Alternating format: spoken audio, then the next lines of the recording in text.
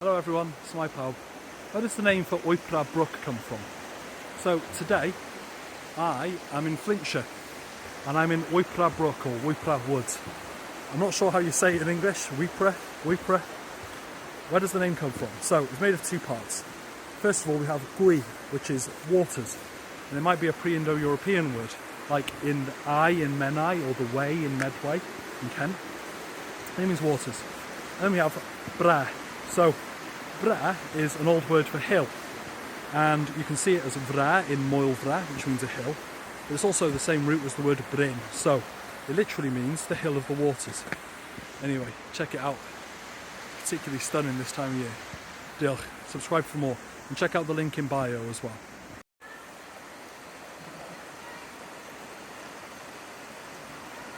A little story about the woods. So, in 1157, Coed Gwypre nearly killed Henry II somewhere around here in an ambush. Didn't quite make it, but better luck next time.